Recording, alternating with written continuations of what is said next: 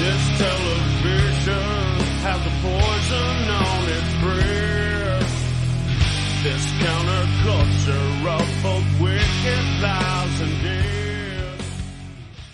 Com nossa parte comportamental concluída, vamos agora começar a falar sobre as taxas da economia. Quais taxas vão influenciar os investimentos, seja ele no mercado tradicional ou no mercado paralelo.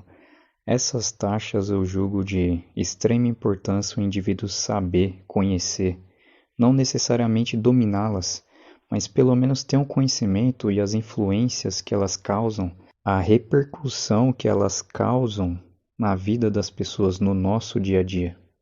E para começar, nada mais justo do que falar sobre ela, a taxa-mãe, que muitos chamam assim, que nada mais é que a taxa Selic. O pessoal se refere a ela como taxa-mãe ou taxa básica de juros. É a taxa nossa aqui da economia brasileira que é ditada pelo Copom. É o Comitê de Política Monetária. Nada mais é do que um grupo de indivíduos do BC, do Banco Central Nacional Brasileiro, que se reúne ali em média, se não me engano, são 8 vezes no ano para definir a meta dessa taxa no ano. Por que que existe essa taxa? Por que que existe essa meta, esse controle do pessoal ali do governo, junto com o Bacen, o BC, o Banco Central? Por que que existe isso? É o governo de forma coercitiva, né, tentando ditar quais são os preços que vão ser negociados na economia. Pior, ele tenta estimular e desestimular a atividade econômica dentro do país, dentro do território nacional. Na minha opinião, não deveria existir esse tipo de controle de uma entidade central. Na minha opinião, não estou falando se é certo ou se é errado, mas na minha opinião não deveria existir esse controle. Geralmente o pessoal relaciona essa necessidade da Selic existir para colocar uma regra entre os intercâmbios ali de banco para banco. Não é à toa que o pessoal fala que o banco e os governos são como cu e cueca, né? Eles sempre estão lado a lado ali, os grandes bancos e os governos. Porque os bancos eles estão lidando com o dinheiro do governo. Eu não vou me aprofundar nessa questão, mas os bancos geralmente eles têm que fechar o dia, fechar o expediente com caixa positivo, um chamado compulsório que eles falam.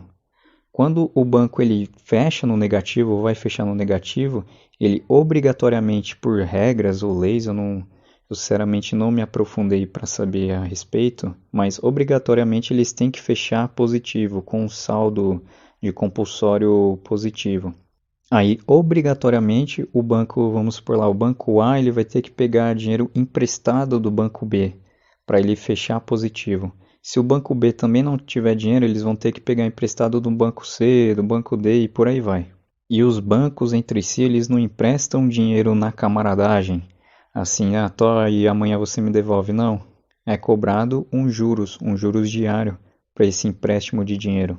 A taxa propriamente dita desse juros diário é chamada CDI, porém eu não vou abordar ela agora, porque ela é uma derivação da Selic, do que a gente está falando agora. Mas já de cara você entende, se o Copom ele define a Selic para mais alto ou para mais baixo, ele está interferindo diretamente nessa taxa dos bancos, na taxa CDI. E sendo ela uma taxa-mãe da economia, uma taxa básica, quando o Copom decide subir a taxa ou abaixar a taxa, isso vai influenciar a vida da gente de maneira abrangente, de forma geral, a vida do nosso dia a dia. Ele consegue encarecer os produtos e também ele consegue baratear alguns produtos, principalmente produtos financeiros. Então, assim, para um entendimento bem superficial, a taxa Selic ela serve para dar uma regra ali nos bancos de quanto que eles vão cobrar um do outro, a questão do juro e ditar a que pé, a que passo, a que velocidade vai caminhar a economia. Porque a Selic também ela é intimamente ligada com outra taxa, o IPCA, que vai ser a taxa de inflação básica. Guarda esses nomes, CDI, IPCA, para outros vídeos. Não precisa se atentar a eles agora, se atente à taxa Selic. Você já percebeu que quando a gente fala dela, ela vai influenciar toda uma gama de cenário, toda a economia.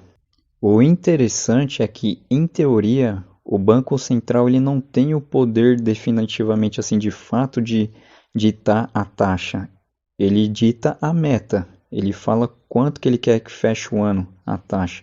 Por exemplo, se eu não me engano, para esse ano de 2022, eles querem chegar lá em dezembro com a taxa entre 11,5 ao ano. Essa é a meta deles. Porém, coisas podem acontecer na economia, movimentos de mercado, esse tipo de coisa. A taxa hoje, só para você ter uma ideia, está permeando os 9,25%. Então eles têm 8 reuniões, né, como eu disse, para ir corrigindo e, de certa forma, correspondendo a essa expectativa que eles têm acerca da taxa Selic. Eles não sobem ou diminuem ela à toa, eu vou entrar nesse detalhe posteriormente. Porém, o que eu quero falar agora é que eles, em teoria, eles não movimentam ela, não aplicam ela de forma coercitiva, eles definem a meta. E o mercado que precifica, em teoria, o mercado que vai precificar por meio de contratos futuros e de negócios. Por exemplo, a gente tem negociação de contrato futuro da taxa DI. Tu digita lá em qualquer home broker de corretora, DI1, e aí você coloca o mês de vencimento. Vai de G, H, F. Faz tempo que eu não mexo, não me lembro direito das siglas, mas cada letra do final ela corresponde a um mês. Depois eu posso entrar em detalhes em vídeos posteriores. No mercado futuro, os participantes de mercado, os jogadores ou os players, para quem é do mundo trade, eles vão negociando a taxa, especulando mais ou menos aonde ela vai chegar, se ela vai subir ou se ela vai diminuir dentro de alguns meses, vamos supor 2 meses, 3 meses, 6 meses, um ano e até mais, vai além. O mercado futuro ele é bem especulativo, você pode usar ele para se proteger, fazer seguros, mas também pode usar ele para fazer dinheiro, alavancar. Por que eu disse isso? Porque em teoria é assim que funciona. Então, quando o cupom ele quer aumentar a taxa de juros, por exemplo, eu falei que hoje a gente está em 9,25. Eles querem aumentar a taxa até o fim do ano para 11,5, se não me engano. O que eles fazem ao longo desse período, então, para eles aumentar essa taxa? Bom, falando de mercado tradicional, vamos falar do mercado de renda fixa. No mercado de renda fixa existem títulos do governo. Nada mais são do que dívidas do governo. É o governo pedindo dinheiro emprestado para a população. Bem estranho isso, né? O parasita, ele já pega dinheiro da gente via impostos e ainda ele oferece dívida, ele vende dívida, endividando a população, para a população conseguir ganhar um dinheiro em cima da dívida dela. Em resumo, o governo ele cria a dívida em nome da população. A dívida do governo, teoricamente, é a dívida de todos. E aí, de períodos em períodos, isso é sempre, eles criam esses títulos de dívida e aí eles estipulam um valor no título da dívida com base na taxa. Né? Vamos supor, a gente começou o ano de 2022 agora. Então, isso é um exemplo, tá? Faz tempo que eu não mexo com esses títulos porque você acaba evoluindo no conhecimento e você consegue achar coisas mais interessantes que trazem um maior rendimento. Mas pelo pouco que eu me lembro, é mais ou menos assim. Eles vendem um título no começo do ano que, vamos supor, vale R$ 900. E aí no fim do ano, esse título ele vai ter que valer X reais. Vamos usar o exemplo da taxa meta deles hoje. Então eles vendem o título a R$ 900 e eles querem que a meta da taxa de juros suba, né? Porque ela está em 9,25, eles querem que vá para 11,5. Para isso acontecer, eles ofertam o título a R$ 900 e prometem te pagar, depois do período de um ano, R$ 1.003 mais ou menos, que é o que dá. Se você pegar 900 e acrescentar mais 11,5, vai dar R$ 1.003. Então é isso que eles fazem. Eles vão no mercado, esses títulos eles são negociados em mercado, é mercado tradicional, mercado de renda fixa. Eles vão no mercado quando eles querem subir a taxa, eles vão vender títulos. Eles vão vender título. O que acontece quando você começa a jogar um monte de coisa, ofertar um monte de coisa, a mesma coisa do feirante. Se você está vendendo banana e aí vem 2, 3 barracas vendendo banana, obrigatoriamente para você conseguir vender banana ou os outros caras conseguir vender banana, porque tem uma oferta maior, obrigatoriamente o preço vai ter que cair. Então, o preço do título ele vai cair para conseguir bater a meta da taxa que eles queriam, a taxa que eles queriam fazer de como paga. E aí vamos supor de novo, vamos supor que em algum momento aí desse ano eles queiram subir ainda mais a taxa, ela tá uma meta para 11,5, vamos supor que eles querem jogar a meta para 15% ao ano. O que que eles vão fazer? Eles vão jogar um monte de título no mercado, ofertar um monte de título no mercado, para o preço do título cair e no mesmo período ele render mais. Agora o preço do título que era R$ 900 vai estar custando, sei lá, R$ 700, R$ 600 para conseguir render os mesmos 15%, porque no fim do ano ele vai ter que fechar com R$ 1.003. Para quem nunca viu esses conceitos ou ouviu alguma coisa a respeito, é meio complicado de entender no início, principalmente porque eu não estou explicando por meio de imagens, é só minha voz aqui. Mas reveja o vídeo, ouça novamente e escreva também. Tente escrever, encontrar o mecanismo de como funciona a coisa. Depois fica fácil, fica natural. O contrário é verdadeiro. Se eles querem diminuir a taxa, descer a taxa, vamos supor, a meta está de 11,50 para esse ano de 2020.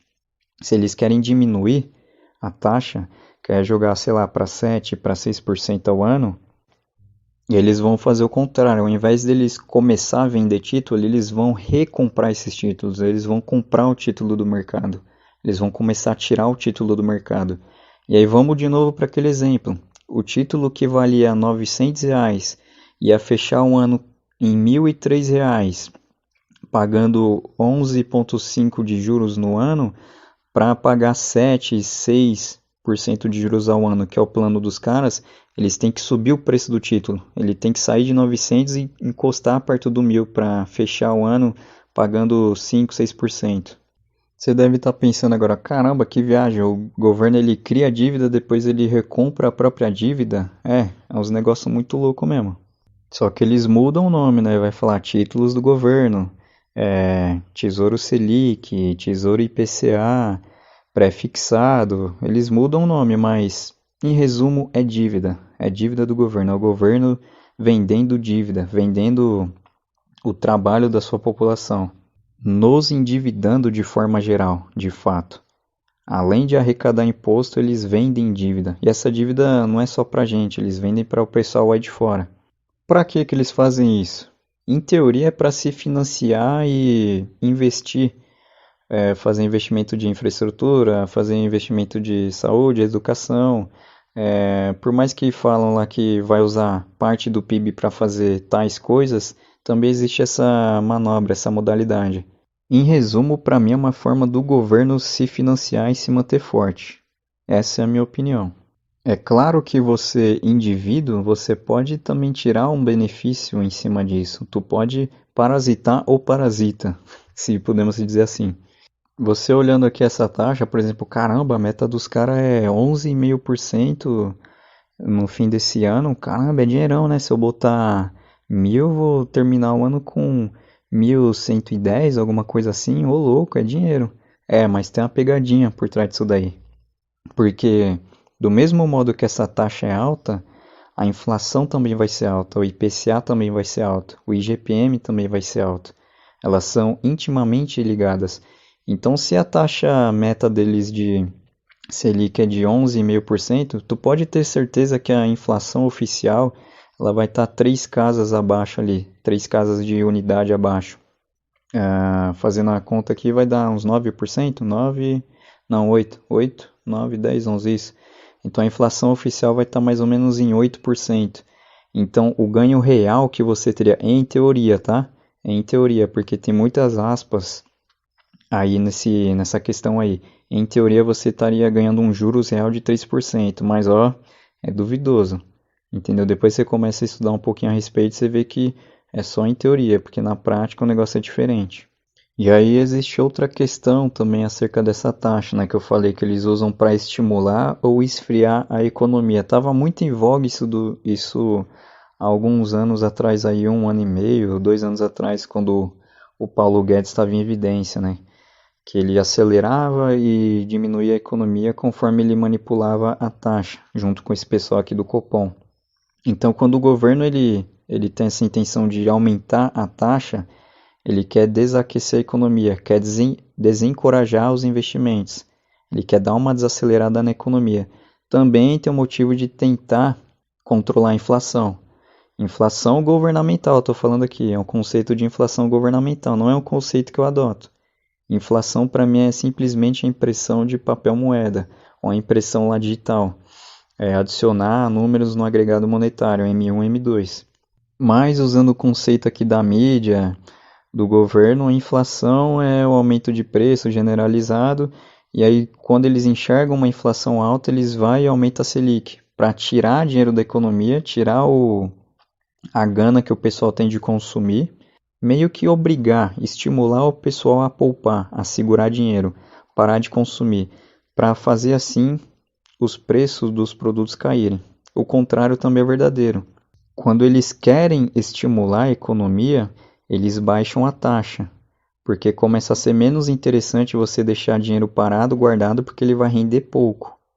Ou porque também a inflação, os índices de inflação, novamente, índices de inflação governamentais caíram. E aí eles querem que o gado produza mais para conseguir arrecadar mais imposto.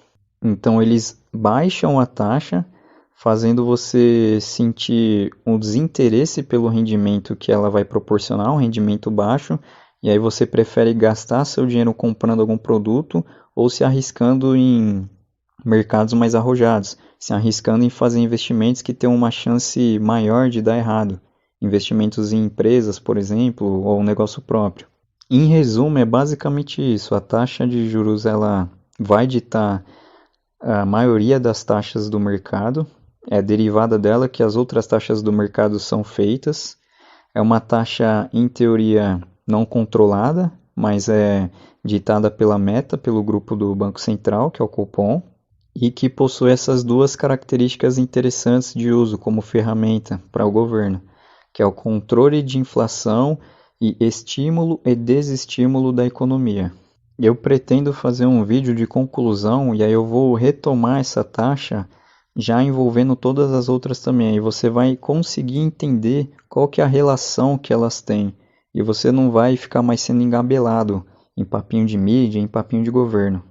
E não se preocupe que todos esses nomes estranhos aqui que eu falei, CDI, IPCA, IGPM, agregado monetário M1, M2, mercado tradicional, renda fixa, Tesouro Selic, Tesouro IPCA+, Tesouro pré-fixado, eu vou explicar tudo depois, entendeu? Vai se familiarizando com os nomes. Eu quero que você internalize aquilo que eu falei hoje da taxa Selic, o uso dela. Um exemplo interessante, antes da gente terminar, é como ela influencia a poupança, por exemplo. É o produto financeiro que é mais conhecido aí pela população. Praticamente todo mundo já colocou algum dinheiro na poupança. Olha que detalhe interessante. Quando a Selic ela for superior a 8,5, 8,5 ou mais, a poupança ela vai render 0,5% ao mês, vai ficar travada ali, não importa. A Selic ela pode sair de 8,5% e ir lá para 20%, 30%, 14%, por exemplo, no governo Dilma, acho que ela chegou, que a poupança vai render 0,5% ao mês. Isso no ano vai dar 6%. Então vamos lá, fazer uma continha básica. Você coloca 100 e no fim do ano tu vai terminar com R$106.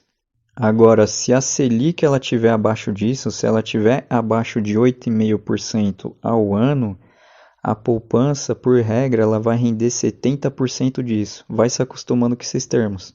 As taxas elas vão sempre ter esse agregado. 60% da taxa X, 50% da taxa Y, 110, 120% da taxa XY. O que quer dizer isso? É uma conta simples. Você vai pegar a taxa ali Selic, vamos supor lá, a taxa vai estar em 6, então ela vai render 70% da poupança. O que quer dizer isso? Você pega 6, multiplica, faz um fator de multiplicação. 6 vezes 0,70 vai ser o que vai render ao ano. Se você quer saber quanto que vai dar no mês, pega o resultado e divide por 12. É mais ou menos o que vai dar ao mês. É só nisso que ela influencia? Não. Por exemplo, o cheque especial que o pessoal costuma pegar bastante. Conforme a taxa Selic estica para o alto, aumenta, o cheque especial também vai aumentar, vai ficar mais caro. O negócio já é caro, imagina, ficar mais caro.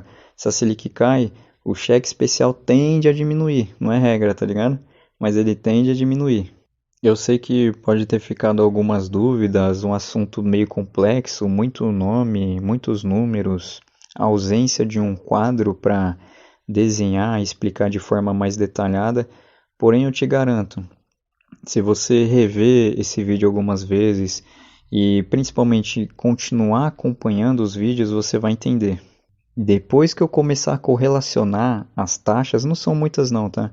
Vou falar só de algumas as principais. Depois que eu começar a correlacionar elas, você vai entender a simbiose que uma tem para a outra, a relação que elas têm e principalmente quais as repercussões quando uma sobe, a outra desce, o que que acontece com a sua vida? Por que que as coisas sempre ficam mais caras, nunca ficam mais baratas? É raro você ver alguma coisa cair de preço. Por que que a vida sempre parece estar mais e mais difícil? Se você trabalha muito para receber um dinheiro que mal dá para você sobreviver às vezes. A causa, o motivo não é única exclusivamente sobre as taxas, mas elas explicam bastante coisa. Eu espero que você continue e te espero no próximo.